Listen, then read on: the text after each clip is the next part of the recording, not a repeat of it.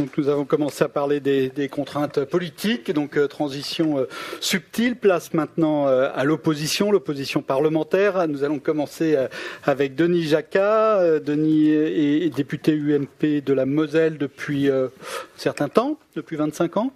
Il a été rapporteur de la loi de 2010 sur les retraites et il suit évidemment les questions sociales depuis très longtemps. Vous allez partir juste après, c'est pas que ce débat-là ne vous intéresse pas, mais qu'il y a un autre débat auquel j'ai déjà fait allusion, auquel vous participez également. Voilà, à vous la parole.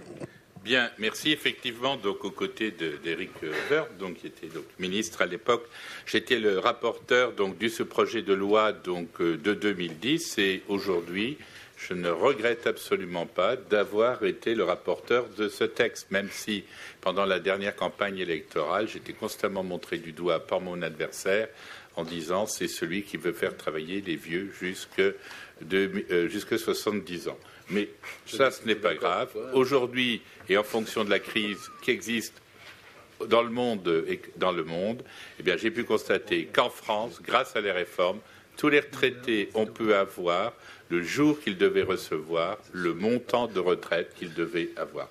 Et ceci était le plus important. Et notre but dans cette réforme de 2010, c'était justement, il ne faut absolument pas que le niveau des pensions et des retraites baisse.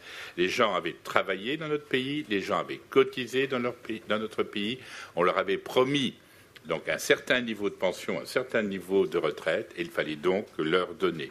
Les retraites, pour moi, c'est de la visibilité, c'est de la lisibilité, et cela doit être pérenne. On ne doit pas changer constamment de paramètres ou changer les paramètres. Alors, dans ce texte de 2010, on avait quand même voté 2 étapes extrêmement importantes, sachant d'une part que le texte voté, c'était jusqu'en 2020. On savait qu'on tiendrait à peu près jusqu'en 2020. Et on avait mis en place une date, 2018, pour, je dirais, une clause, j'aime pas le mot, de revoyure. C'est-à-dire pour faire le point sur le tableau de bord des retraites.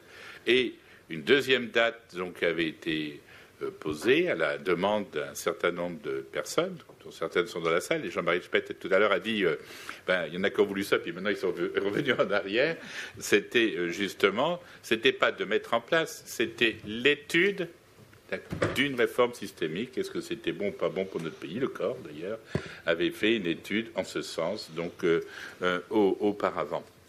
Et j'avoue, en tant que rapporteur, j'étais surpris d'une part d'une chose, c'est que au niveau national, à l'Assemblée nationale, la Commission des affaires sociales, j'ai eu l'impression que, tout à l'heure vous avez parlé d'opposition, alors moi, en politique sociale, j'aime pas trop les mots politique de gauche, politique de droite, on fait de la politique sociale, mais certains donc de mes collègues d'en face, je dirais, me disaient, mais non, il n'y a pas de crise économique, tout va bien. Mais connaissant bien le problème des retraites, étant donné que j'ai été sur tous les textes, soit comme rapporteur, soit comme porte-parole depuis 1993, j'attendais donc cette année pour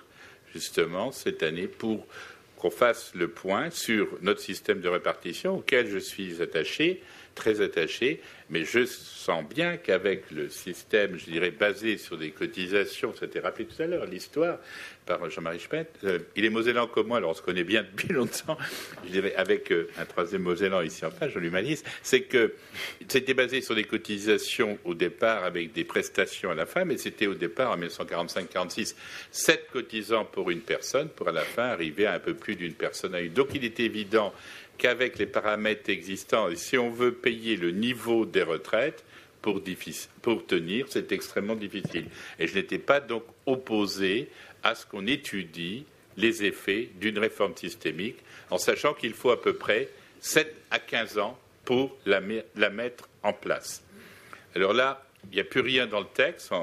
Vous avez l'actualité de la commission des affaires sociales, même de ce matin ou d'hier ou d'avant-hier, c'est que maintenant on ne parle plus de réforme systémique, enfin d'études de réforme systémique, on reste sur la réforme de répartition, mais on arrive à de la réforme de répartition par un système de taxation d'une façon donc générale, taxation sous différentes formes.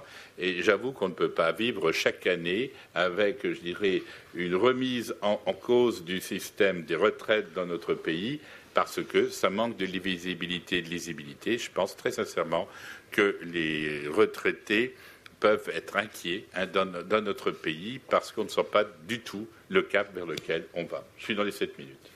Vous êtes même infra, donc je vais vous relancer. Quel système pour vous donc serait le plus efficace? Est-ce qu'il faut aller, malgré ce délai de transition, vers une réforme systémique? Est-ce que les objectifs qui ont été définis, donc à savoir transparence et insensibilisation à la croissance, vous paraissent être les questions majeures?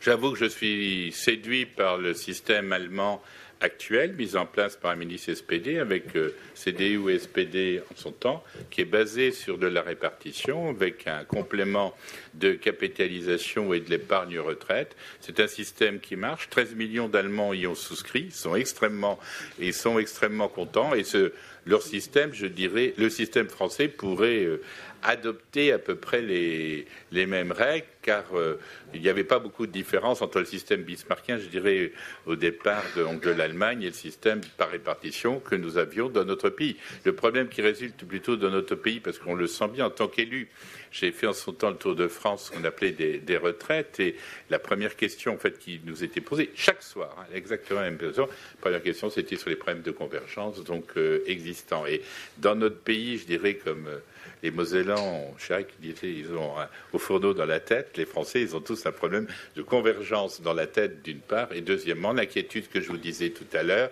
ils ont peur, très peur, que leur pension, leur retraite baisse dans un second temps. Et ça, je crois qu'on n'a pas le droit de les tromper, ou bien cela a été dit par différents orateurs auparavant ou maintenant. S'il devait y avoir un Big Bang, il faut dire la vérité aux gens et en face. Moi, je ne suis pas contre un grand bouleversement, mais il faut le dire aux gens pour leur expliquer que s'ils veulent que leur paye dans 20, 25 ans, 30 ans, donc leur retraite, il faut que, je dirais, quand ils arrivent au moment de la retraite, qu'ils aient une projection exacte de leur avenir. Parce que ce qu'on a oublié, je suis spécialiste aussi sur les problèmes de perte d'autonomie, et d'une façon générale, c'est que d'année en année, on recule. Donc là, le texte, je vais plus loin, il y en a qui disent dépendance, moi je dis perte d'autonomie, parce que pour moi la perte d'autonomie, c'est d'une part pour les personnes âgées d'agir 1, agir 6, et aussi tout le monde des personnes handicapées. C'est la globalité qui doit être prise. Il y a de réels problèmes à ce niveau-là. Ça a été dit tout à l'heure aussi,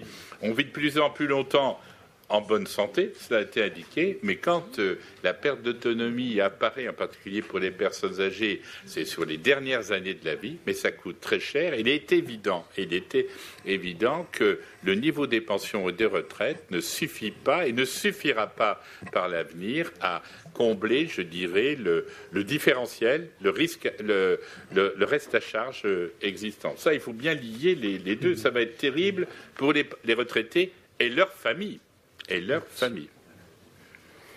Merci de ce complément utile.